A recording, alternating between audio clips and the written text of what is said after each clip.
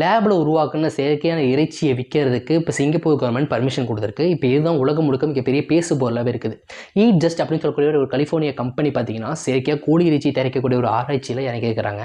இந்த கோழிகள்லேருந்து பிரிச்செடுக்கக்கூடிய இந்த செல்களில் கொஞ்சம் நியூட்ரியன்ஸை சேர்த்து லேபில் வச்சு இந்த செயற்கையான கோழி இறைச்சியை இப்போ தயார் பண்ணிட்டு இருக்கிறாங்க. சிங்கப்பூரில் தானப்போ இந்த சம்பவம் நடக்குது, நமக்கு என்னன்னு சொல்லி ஈஸியாக மூவ் ஆன் ஆகலாம்னு நினச்சிங்கன்னா அதுதான் முடியாது. ஏன்னா ஃப்யூச்சரில் இந்த ஆர்டிஃபிஷியல் மீட்டோட ஆதிக்கம் இந்தியா கூட நுழையிறதுக்கான வாய்ப்பு அதிகமாகவே இருக்குது. அப்படி நுழையும் பட்சத்தில் இறைச்சிக்காக கால்நடைகளை சார்ந்திருக்கக்கூடிய தேவை கம்மியாயிரும் அப்படின்ற பயம்தான் இப்போ விவசாய மத்தியில் அதிகமாக இருக்குது. முதல்ல இறைச்சி அப்படிங்கிறது இயற்கை சூழல் உயிர் சார்ந்த விஷயம். லேபில் கோழியோட செல்களை வச்சு வளர்த்து அதான் கோழி இறைச்சின்னு சொன்னால் நம்மளால் எப்படி ஏற்றுக்க முடியும்? கோழிலேருந்து வந்தால் தானே கோழி இறைச்சி. லேபில் வச்சு வளர்க்கக்கூடிய அந்த இறைச்சி எப்படி கோழி இறைச்சி ஆக முடியும்? கோழி இறைச்சியை ஒத்து இருக்குமே தவிர அது கோழி இறைச்சி கிடையாது. இது முழுக்க முழுக்க வணிகம் சார்ந்த விஷயம்தான். 1908 வருஷத்துல இந்த ஆர்டிஃபிஷியல் மீட் தயாரிக்கக்கூடிய இந்த ஆராய்ச்சி அப்பயே ஆரம்பிச்சிருச்சு. இது 30 வருஷம் கழிச்சு இப்போ இருக்கக்கூடிய மீட் மார்க்கெட்டில், அதாவது இறைச்சி சந்தையில் ஆர்டிஃபிஷியல் மீட் தான் மிகப்பெரிய ஆதிக்கத்தை செலுத்தும்னு சொல்லி எதிர்பார்த்துக்கிட்டு இருக்கிறாங்க. இந்த ஆர்டிஃபிஷியல் மீட்டுக்கு டிசைனர் மீட் அப்படின்னு சொல்லி இன்னொரு பேர் இருக்குது. எனக்கு உயிர்களை கொல்லக்கூடாது, ஆனாலுமே எனக்கு கறி சாப்பிடணும்னு ஆசைப்படுறவங்களுக்கு இந்த ஆர்டிஃபிஷியல் மீட் அப்படிங்கிறது மிகப்பெரிய வரப்பிரசாதமாக இருக்கும் அப்படின்னு சொல்கிறாங்க. ஆனாலுமே இந்த ஆர்டிஃபிஷியல் மீட் தயாரிக்கிறதுக்கு பொவைன் சீரம் அல்புமின் சொல்லக்கூடிய ஒரு மூலக்கூறு ரொம்ப ரொம்ப முக்கியம். இந்த மூலக்கூறோட விலை பார்த்தீங்கன்னா சந்தையில் ரொம்பவுமே அதிகம். சப்போஸ் ஆர்டிஃபிஷியல் மீட் வந்து சந்தைக்கு வர பட்சத்தில் அதோட விலையும் அதிகமாக இருக்கும்னு சொல்லி எதிர்பார்க்குறாங்க. ஆனாலுமே நமக்கு தெரிஞ்ச விஷயம் என்ன, எந்த ஒரு பொருளோட உற்பத்தி அதிகமாகும் போதும் அதோட விலை குறையாதுக்கான வாய்ப்பு இருக்குன்னு நமக்கே தெரியும். ஸோ அதே சம்பவம் ஆர்டிஃபிஷியல் மீட்டையும் நடக்கும்னு சொல்லி எதிர்பார்த்துட்டு இருக்கிறாங்க.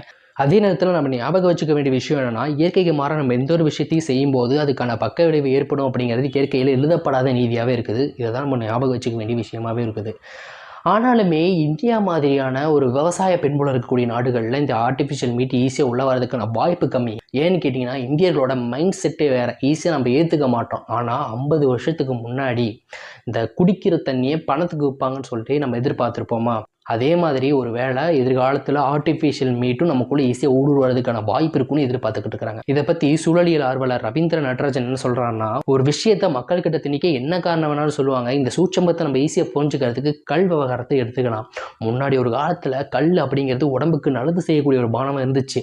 ஆனால் இப்போ அதை தடை பண்ணி உடம்புக்கு கேடு விளைவிக்கக்கூடிய மதுபானங்களை அரசே தயாரித்து விற்கிது. இப்போ இதே நிலை தான் ஆர்டிஃபிஷியல் மீட் விவகாரத்துக்கும் பொருந்தும் அப்படின்னு அவர் சொல்கிறாரு. அது மட்டும் இல்லாமல் இது முழுக்க இந்திய பொருளாதாரத்துக்கு ஒத்து வராத விஷயம். அது மட்டும் இல்லாமல் இந்தியாவில் நடுத்தர வர்க்கத்துக்கு கீழே இருக்கிறவங்க கால்நடைகளை நம்பி தான் இருக்கிறாங்க. ஆர்டிஃபிஷியல் மீட்டுக்கு இந்தியாவில் அனுமதி தர பட்சத்தில் மேய்ச்சலுக்கு கொஞ்சம் கொஞ்சமாக தடை விதிப்பாங்க. கால்நடைகளோட எண்ணிக்கையை குறைக்கிறதுக்கு என்னென்னலாம் செய்ய முடியுமோ எல்லாத்தையுமே செஞ்சு உணவுக்காக ஒரு கம்பெனியை சார்ந்திருக்கக்கூடிய ஒரு சூழ்நிலை ஏற்படுத்துவாங்க. அதனால இதை ஒருபோதும் நம்ம அனுமதிக்க கூடாது அப்படின்னு அவர் சொல்றாரு. இப்போ இந்த ஆர்டிஃபிஷியல் மீட் நமக்கு தேவையா தேவையில்லையா அப்படின்ற உங்களுடைய கருத்தை மறக்காம சொல்லிட்டு போங்க. நன்றி, வணக்கம்.